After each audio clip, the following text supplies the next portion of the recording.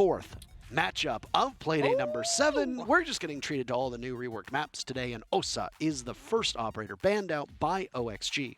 That we are, and I believe Super himself actually did tweet that if you want to be angry at anybody or blame anybody, blame me. So Super himself taking the blame publicly, saying that if we're not playing up to speed, if we're not doing good enough, that is on me as a leader, as an in-game or IGL rather. Don't blame the players, don't blame the staff, etc. So Soniqs, they got something to prove, and Super himself has a lot on his shoulders. And so far, Soniqs have been showing their cards pretty straightforward here. We're seeing number of events go out. Osa the first to fall, Thatcher, Mira to follow it up, and then OXG will round it up rather with the Valkyrie. So pretty standard border situation, with the exception of Osa, I would say, which we're actually starting to see more and more of Osa play in Pro League these days. Like a higher level of play in Europe, in NAL, in Brazil, in APAC. Osa is becoming one of those operators that most teams are happy to bring majority of the rounds. I mean, I honestly think attacker repick is the huge reason for this. You know, we saw some Gridlock get played. We've seen a lot of Lion. We've seen Ying. We've seen Dokkaebi. Operators that are usually more niche, like a Capitao as well, are popping up. Why? Because you can always repick. You go in, you look, okay, they don't have a Wamai. Okay, they don't have a Jaeger. Boom. Suddenly, impact grenades, suddenly Candelas, suddenly Capitao darts become way, way stronger. And I mean, look at this lineup from OXG. They don't have a Wamai and they don't have a Jaeger either. Nope. So if you are the Soniqs, you can very easily pick out a lineup that takes full advantage of that. In terms of their actual lineup right now, I mean, they have some throwables in terms of nades from the Finca, but that's it. That's really really it. Much else. Like right now, they're playing with the operators. We're gonna see Rexen go to that Twitch. We're gonna see Yeti pick up the Nomads. So a bit of a map control situation here from the side of Soniqs. They probably want to clear out this situation and not go for anything directly because you would need more grenades for that. Meanwhile, OXG, well, they're trying to figure out what they want to set up, and we see right now that Dream has picked up the Frost. That's going to create an issue, possibly, as, you know, those pesky Frost traps can become an issue later on in the round as it develops. Frost is obviously a staple pick on certain bomb sites for a lot of these NA teams. Chalet, she pops up quite a bit. We also see her now here on Border, and one of the more critical spots of Border tends to be over towards that security CCTV, as you mentioned. Bandit is another operator whose pick rate has suddenly increased, and Vertical has a free kill here, but doesn't seem to know it. The Nomad of Yeti is on drone and now off, giving their position away. Vertical droned on this balcony, and he's just going to play 4 picks as best as he can. Not too far away is Nurs. Nurs sitting there with the Vigil abilities will hide him from those drones, though he does get spotted by the Twitch drone. Yeti, meanwhile, is taking up space over at the top of East Stairs, and they can taste a push towards Fountain. Again, C4 went out vertically, didn't find any damage at all. And we actually see the interesting thing here. Only a secondary shotgun on the side of Dream and the Frost. All 4 impacts were used in the prep phase from OXG to enable this roam game, which means, sure, they got a ton of guns, but they have limited vertical destruction because there are no real shotguns here. There's a flash that goes out, and one of the EE1Ds used to for Kansan. He's posted up inside of securities we talked about before. Not a whole lot has happened here other than discovery from the Soniqs as they close in on what they want to do, but it looks like it might be an armory bomb site, but it's not. As we talked about, it's that bathroom bomb site down below. It is, and OXG's been playing their own game. Newer started in CCTV and has made the way all the way back to the bomb site, going through the motions. And Soniqs, they haven't almost taken any map control. We see them now going for the side wall underneath bottom east, but trying to get in through this single reinforcement is not going to be easy unless you get Rex and Smoke there, because these long lines of sight into Workshop is going to be an issue. Do keep in mind that there are frost mats as well if they wander in and don't have the best visual on the bomb site. 30 seconds left or thereabouts in this round. Vertical watching 2 separate angles. Nurs is the cross on that opening that was created, Smokes. But he's lost his line of sight as that smoke gets tossed out. He'll just feed that entry with as much bullets as possible. Dream the Frost down for the count. Yeti is in, and Super taking some damage as he tears away at one of those frost mats. 15 seconds left. Soniqs, dangerous position right now. They don't have sight control, and they need to start picking away at these OXG players who are well off sight. Nurse falls. So does Yeti. Foxay down 2. 2 players from OXG to stop Super from getting the plant down. Vertical to the rescue. Laxing finished off, so it'll be Vertical to clutch out as the diffuser gets planted. He gets swatted away by Grixer in the Soniqs take a statement of a first round. Oh, Grixer there. That was a nice round. I will say OXG, while they had the roam game on a lock and key, they had no smoke on the board, no C4s, no information, no real way to shut down a possible plant from the side of Soniqs. So while the Soniqs took the entirety of that round down to the last 20 seconds to execute, well, that's fine, because there was no real way for OXG to really challenge them once they rotated Rexen, once they got those smoke grenades and blocked the lines of sight, enabled themselves to walk in on that bomb site. It was very, very well read from the side of Soniqs and the side of Super. And that's going to force this bomb site rotation. We start in bathroom tellers, now we're going ventilation. These are the two most common bombs that we see on border, because you can use the vertical aspect of the map. When you play a bomb site like Armory, you're very much stuck on the top floor of things because you can't do a ton of vertical from below with the map rework. Now, with ventilation, this completely changes, and that's what we see happening right now. All 5 defenders are top floor, setting up the entirety of this area of the map, even though the bomb site is down below. And that's because you could play a top-down hold, as we see very commonly being played out. And that's exactly what OXG will do. A quote-unquote basic setup, and if you're too late and the attackers know it, they can simply just rush on in. Not that unexpected, but if you are too late, you can get punished. It's a similar lineup being brought from the Soniqs, by the way. They liked 4 of these operators. Quite a lot. As for OXG, some stylistic differences. Vertical's off of that Bandit, and I like that they're finally bringing some of that anti-denial, as we've talked about in the previous round. So Jaeger and Wamai on the board. It's going to be a bit more of a passive round for OXG, right? You're not going to be roaming as heavily. You're going to pick your 2 areas up top, Armory and Archives. Fountain, sure, small extension from Vertical, but that's really all you're going to be seeing. You're not going to see them start in security and start East stairs playing super aggressive like we did in the previous round from Vertical and Newers. We're going to see this being a more find a spot, reinforce it, fortified ADSs, establish crossfires, as you see right here between the Fountain player and the Archives player. The hatch to the bomb site is soft. You can fall back down if you need to, so you don't have to stick around the entirety of this round, but you also just can't give it up for free. Well, Soniqs have now used 1 minute of this discovery phase, as we've talked about before. Outside, Super was rotating around with Diffuser in hand. He was successful in the previous round of getting the plant down. The Soniqs actually put forward almost as perfect a round as you can possibly expect. Kansan will alleviate some of the pressure that the defense put on these peripheral parts of the map by opening up Workshop and now droning around. And he assesses that, hey, we can literally just walk right in. Unless you haven't droned out the defender playing above, which is exactly the case. OXG have opened up that hatch. They're sitting watching it. They've also got some kill holes in the floor. Kansan needs to be particularly cautious of this. Foxay seems to be the one holding that. Dream softened up yet again. He was the first player to take some damage in the previous round. Does so yet again. Not enough to find a kill, though. The Soniqs still have smoke grenades on Rexen. That was the key factor in the previous round of that first attack. Could be the key here as well, because lines of sight has to be blocked unless you're clearing out top floor. And right now, Soniqs, they're trying to push in both fronts right now, but they're waiting for the swing from OXG to react. And so far, it's paying off quite well. Nick, look on the right side of the screen. Look at the HPs of these OXG players. Not at all. Just taking chip damage here and there. Dream finished off as both teams trade back and forth, putting into a 3v3 with Grixer holding that diffuser. 3 kills to his name. Pablo will have no problem getting the diffuser down, and OXG will scramble to get back into the bomb site. As Laxing does so, he's punished by Grixer for it, not just taking objective matters into his own hands, but the kills as well. Foxay with some play from above, but he can't spot any of the players from SQ, so where does he go? He and Vertical will work shoulder to shoulder on that second floor, retaking from the top. And Vertical misses out on what could have been a relatively easy pick. Smoke goes out as it's the fadeaway from Rexen, buying as much time as possible. That aids the Soniqs as the diffuser continues to run. And it's a double up as both players from OXG get felled at the same time, and the Soniqs take their second round in a row. Bit of a risky round from Soniqs. Grixer are planted there in that round with 0 cover as nobody else was anywhere nearby the bomb site, but neither was OXG. Everybody was off doing their own thing, roaming, challenging each other on the top floor, challenging each other bottom main stairs. It was just Grixer that injured the bomb site, traded his teammate, got the kill, and then planted down. And then Laxing dropped the hatch, trying to figure out what exactly is going on the bomb site itself, and then he met Grixer's LMG on the finger.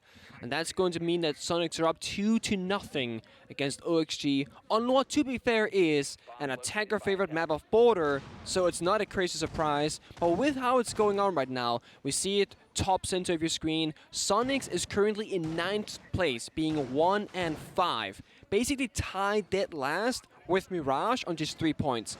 Whereas OXG, they're 5-1. And they're currently in 3rd place on 14 points, which is Exit and Asharis above them, who has both already played today and both gotten their points. So this should be a one-sided matchup in theory, but not for the team that is currently in the lead. We'll see if OXG can claw it back and find something going. The roam game hasn't really paid off just yet. Newers hasn't been activated, Foxy hasn't been activated, and usually we see OXG do the best when you got the likes of Newers getting interkills and the likes of Foxy becoming a massive nuisance for the attackers. All right. What's another defense of the bathroom downstairs? Second attempt for Oxygen, Nick. They did not look particularly poised the first time around, and this is very uncharacteristic of this OXG team that usually is so lethal, whether it be on attack or on defense.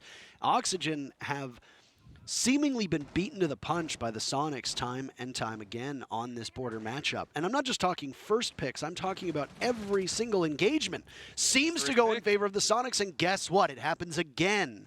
Lightning doesn't strike twice, strikes 3 times in one matchup. Grixer trading away all but a tiny bit of his HP to get that first pick on Foxy. The Legion being the first one dead is particularly damning. Those goo mines continue to generate as time goes on. That's great denial, not just for area denial, but it can also stop somebody from going in a particular direction if they haven't droned it out. It's good intel, all of those things gone. That's a really pivotal pick.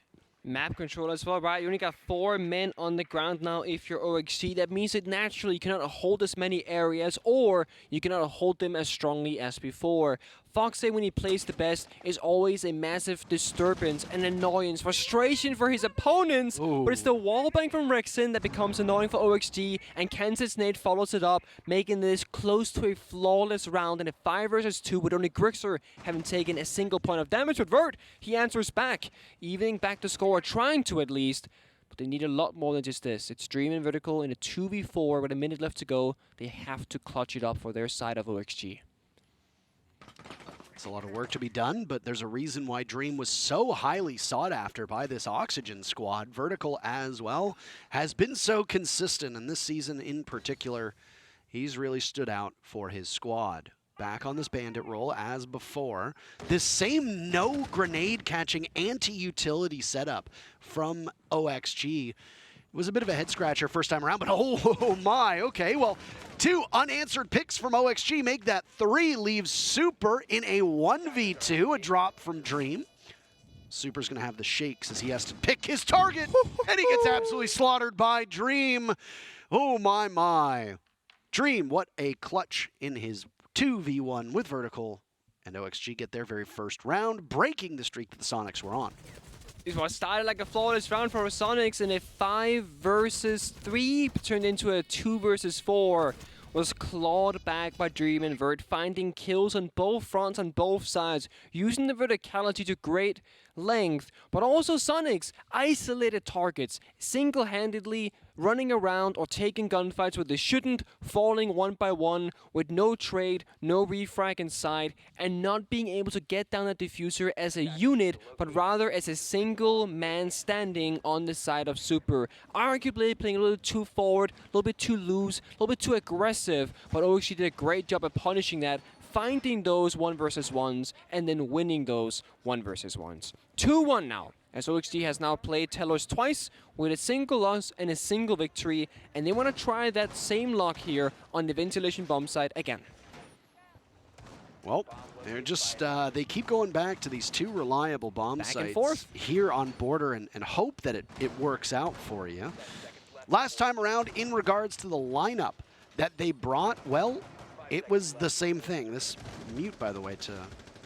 Yeah, so there's a situation right now that I've known. I think it's a new patch thing where it looks like defenders are attacker repicking or 6-picking, if you will, but I will assure you right now they aren't. I was gonna make the same comment that you made, where it's like, nope, he's I promise you, he is not just somehow picking a new operator in the middle of this defensive setup.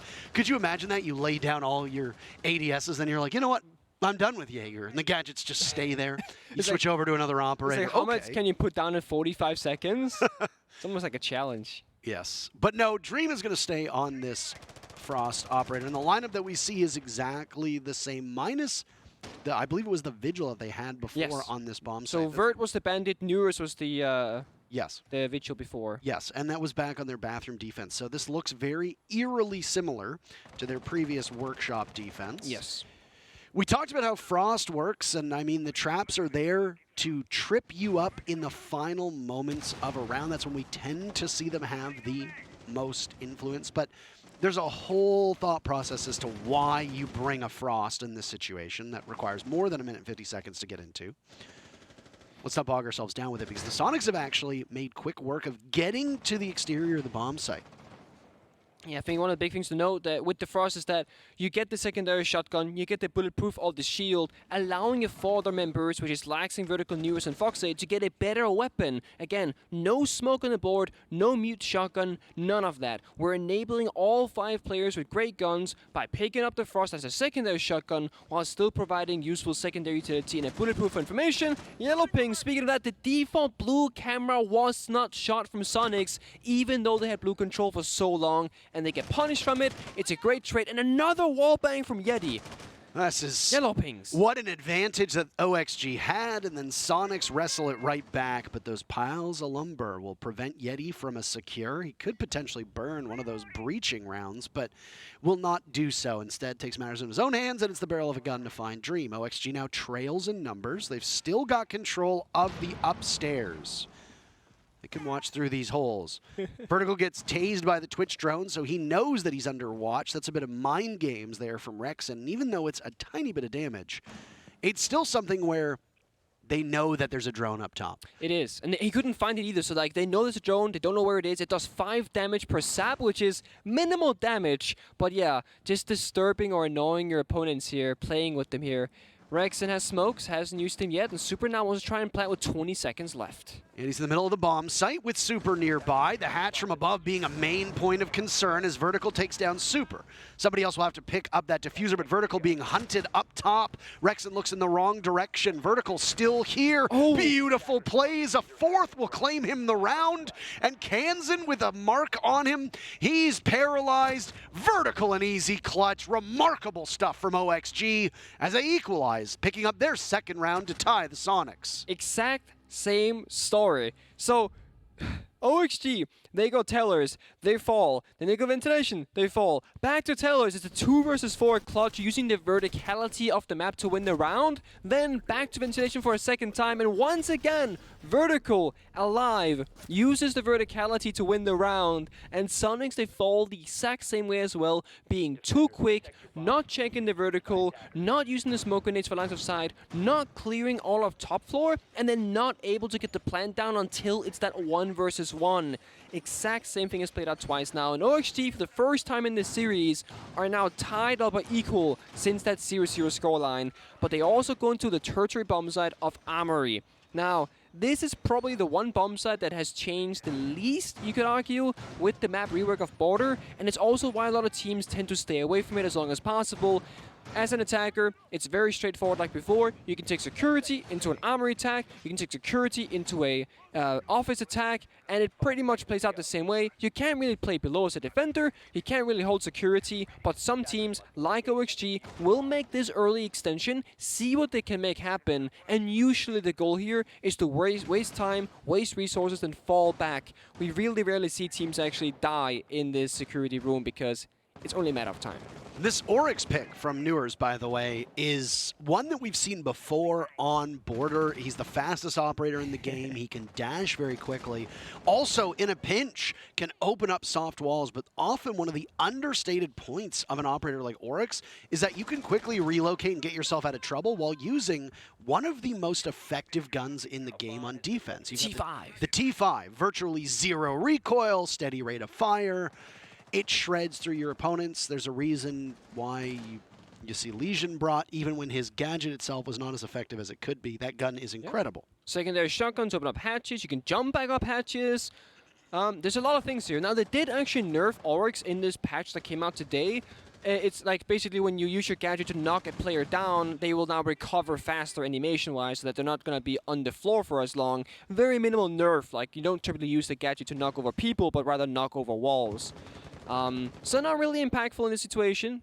He'll play out the same, still a great gun. Newers himself not having the sharpest game so far, so getting a bit more freedom perhaps to play operators that he wants to choose, to play like the Vigil, like the Oryx, just like get comfortable in a gun, get him on the scoreboard, and now you're playing 5 versus 5.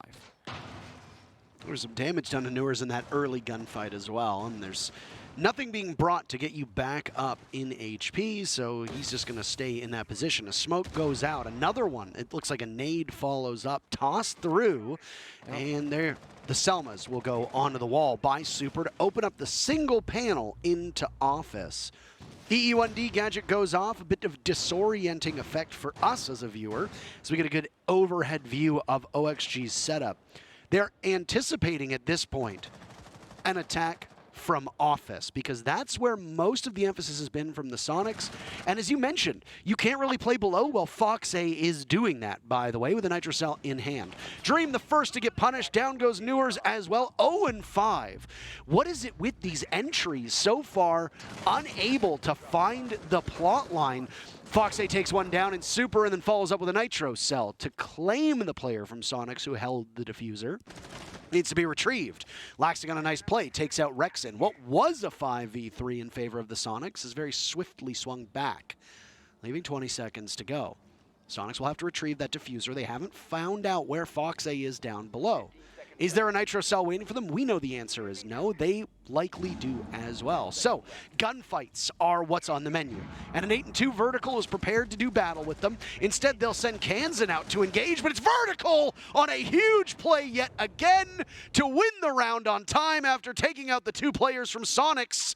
Impressive stuff as he breaks double digits and gives OXG their first lead of the game. OXG has won 3 rounds. And how many of those rounds was Vertical alive and a key member to win those rounds, Parker? All 3, right? Right. Great. Okay, just making sure. I didn't know if it was a rhetorical question. I mean, it kind of was. I was like, he's setting himself up for to slam dunk his own question. Because I'm on board with that, man. You're okay, you want to go that? for it? You know what? Big 3 from Vertical here. As I said, go. breaking double digits, now on 10-2 for his team. Making up for the fact that Newers had a slow start and still is on a slow page of momentum here.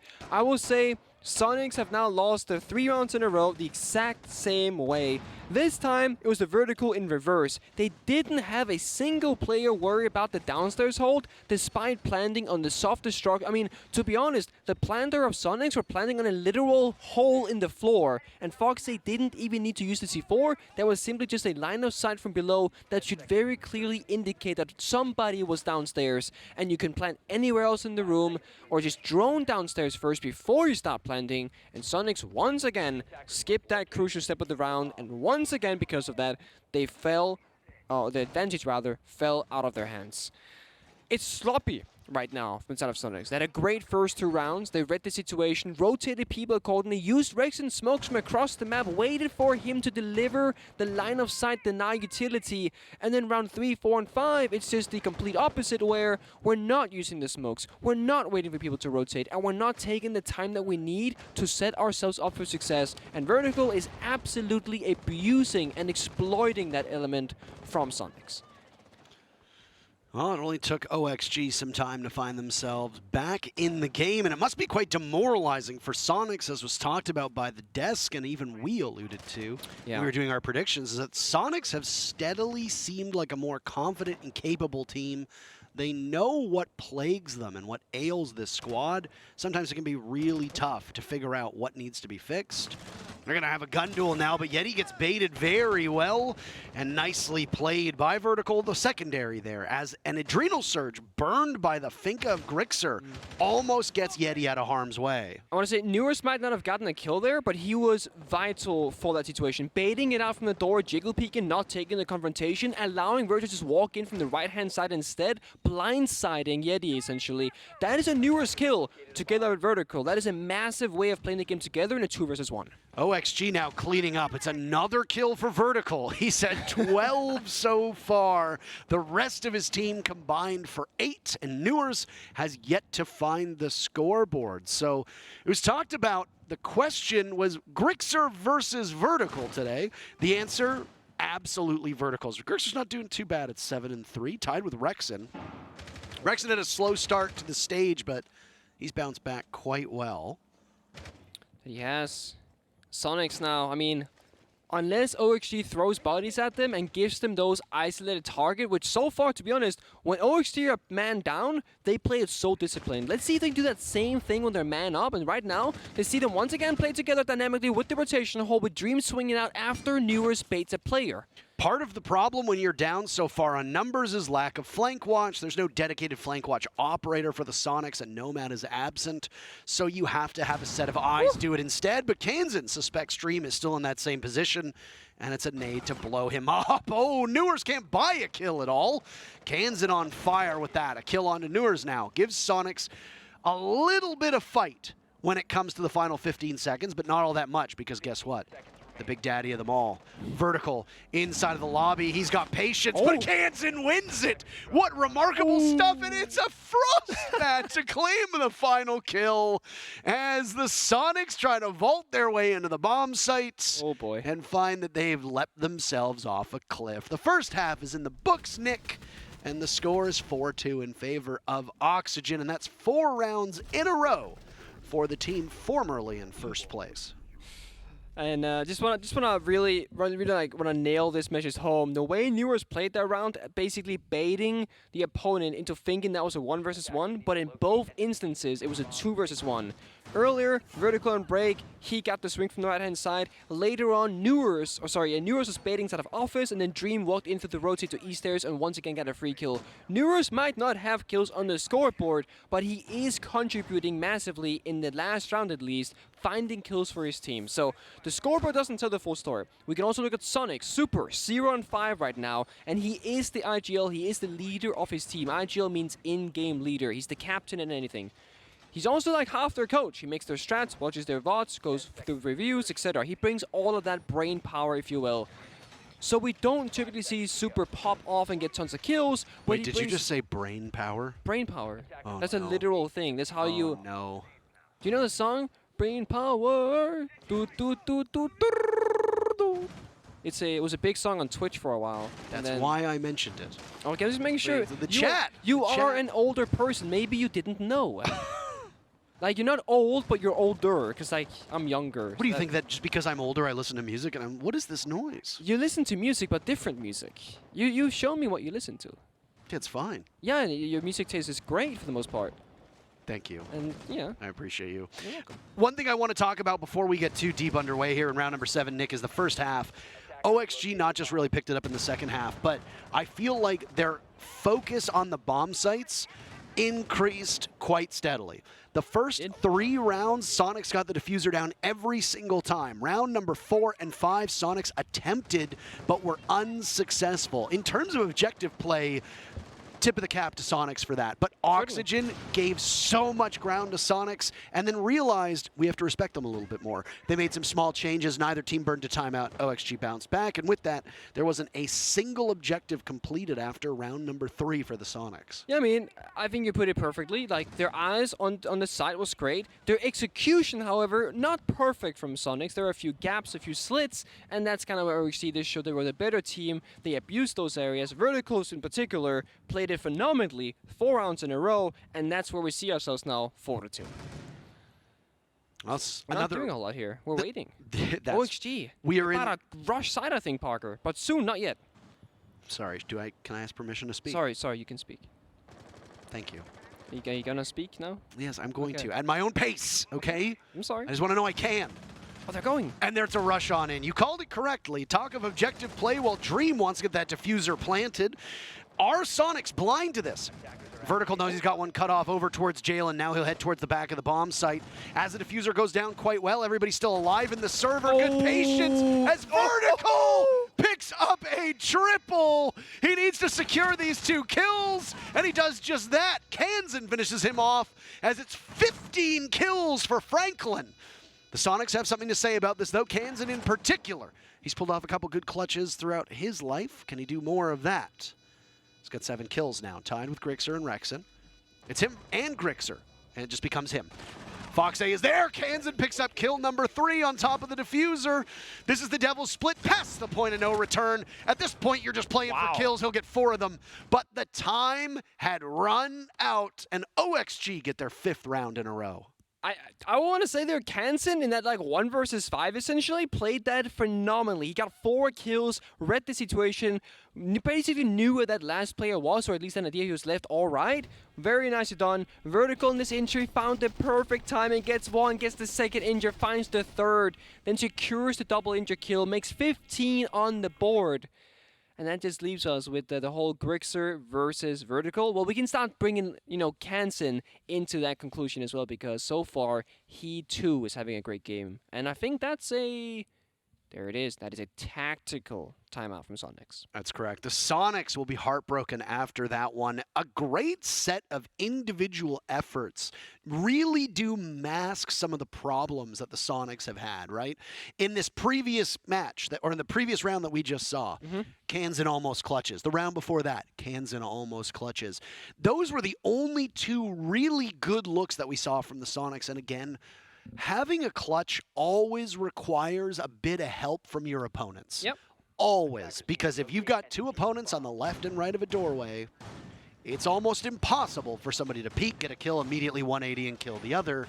You're almost always going to get picked apart, which is what we saw happen at the very end there. The 4th kill that Kansan got in the previous round, guess what? I believe it was Laxing who was standing outside, netted the final kill by just simply existing on the other side of the door. It's true. So when you look at that, you need a bit of a leg up from your opponents. If you exclude those 2 clutches, which are unsustainable, the overall structure of the Sonics defense, not particularly strong. What a huge blind spot for them to have that entire front component of ventilation be wide open and allow Dream to walk in and get the diffuser planted with about 1 minute and 30 seconds left and everybody's still alive in the server.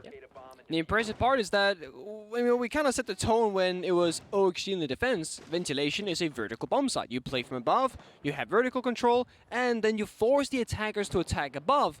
The thing is, there was no one from Soniqs really in Armory. It was Foxy on the sandwich window that we see kind of in the middle of our screen right now, calling off the rotate, if you will, but that angle is so tiny, you can easily sprint past that if you're a defender. But with no information and with no vertical control, it was an easy direct attack from OXG, planting a 5 versus 5 into a 5 versus 5 post plant. So, couple of blind spots. Now we see them go again, but this time Armory is the bomb site. It's not like Oxygen didn't have their same blind spots at the start of this matchup either, and we addressed that in round number 1 and in round number 2. Yep. When the Sonics just walked in, got early plants down, and then got an early pick to just start off the round. And I say start off the round because you're still a minute into action, just as we are right now. Round number 8, and Oxygen looking for blood.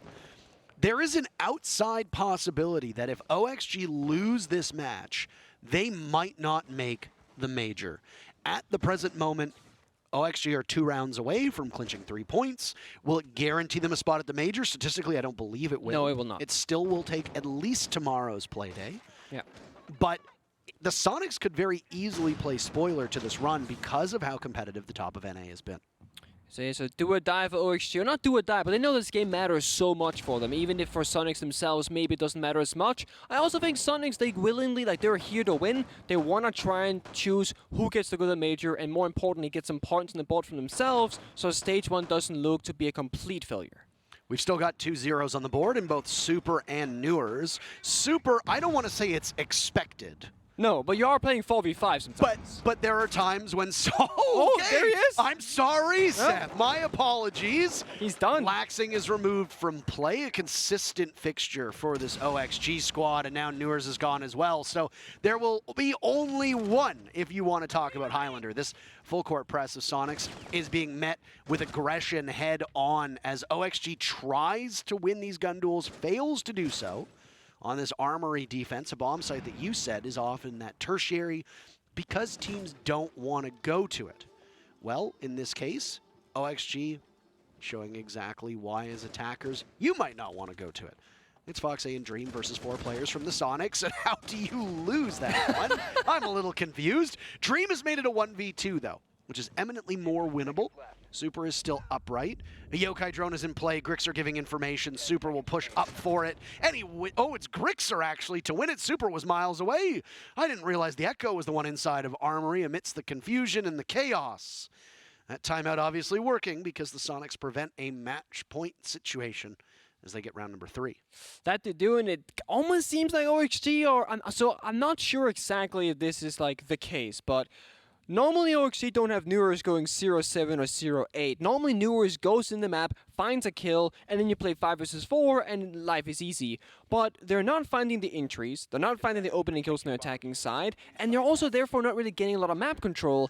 OXG were sitting still waiting for something to happen from the side of Soniqs for a very long time, and then eventually when the gunfights occurred, Soniqs ended up winning those, and then OXG are like, well, what do we do now? I guess we just lose situation. So the question does have to be brought up, is Newers not being enabled on the entry a big issue for these border attacks? Because so far it's been direct bomb site attacks, not roam clearing, not isolating targets of Soniqs, not taking vertical control. It's been very simple, very straightforward, and if vertical doesn't show up, then OXG doesn't show up. So I want to see OXG with a different approach to this round if possible. Now you're attacking tellers. This is not a bomb site we can just like go directly on the side window and jump in. That is not going to work. I don't think you should do what Soniqs did, where you go bottom east stairs, you just walk on in either, because you can't expect the opponents to not cover those areas. I want to see OXG fight Soniqs. Get on the map, isolate the targets, clear security, take armory, take top floor,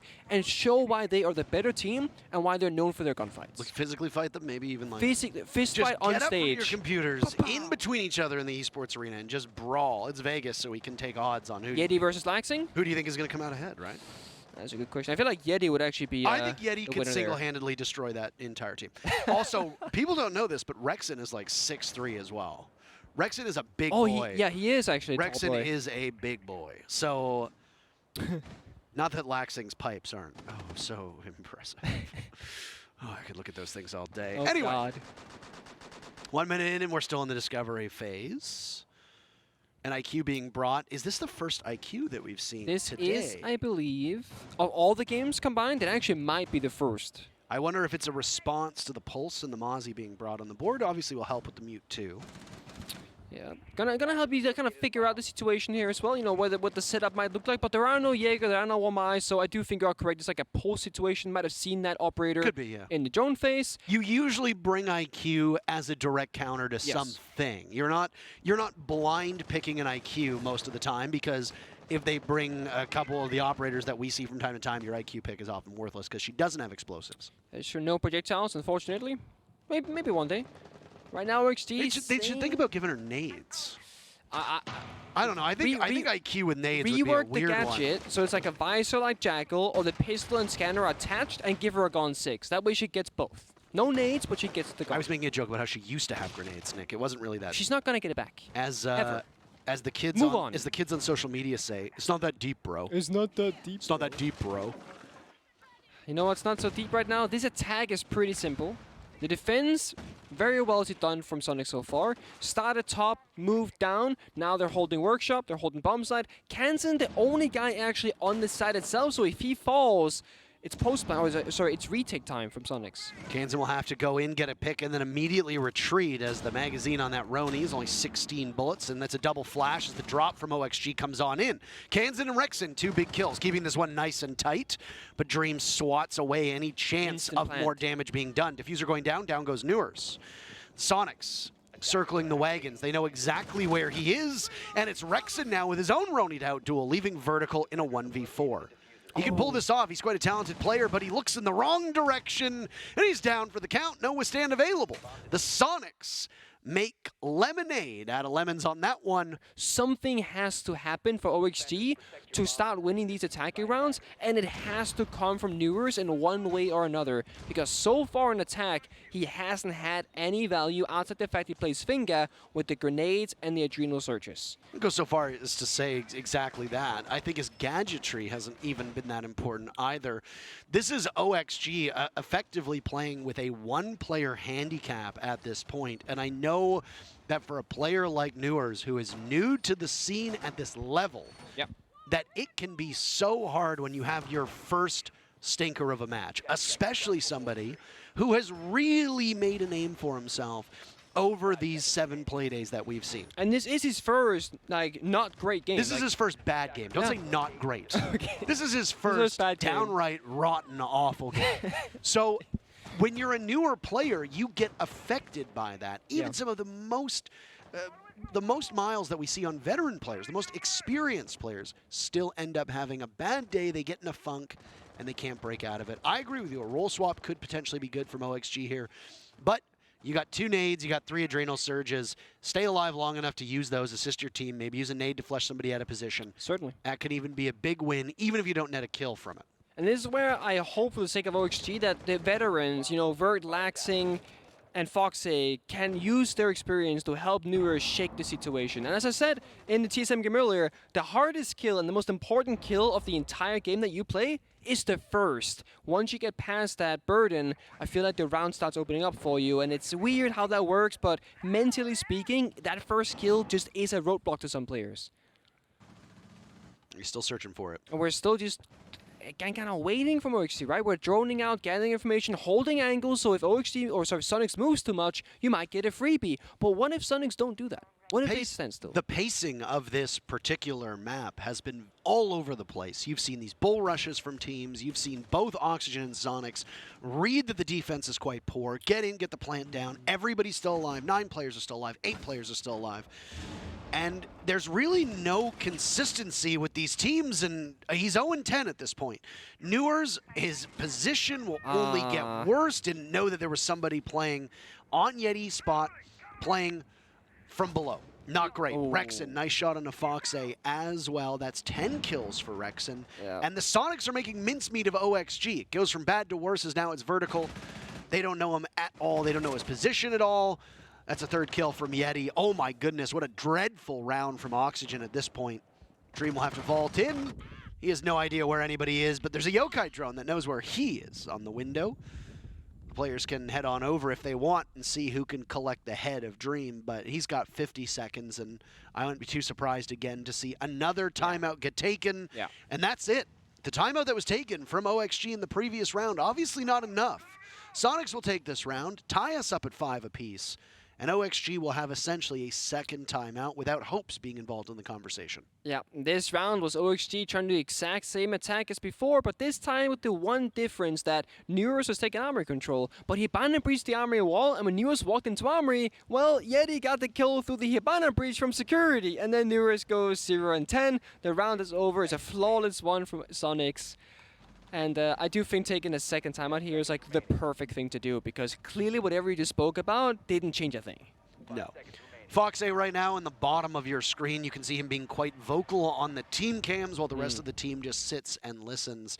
Another aspect of it too is team's frustration towards a player's performance. Not that I think that the team would be angry at Newers, but there can be some dissension among the ranks if you feel like a player isn't showing up, if you feel like a player isn't listening or following through on the things that they want.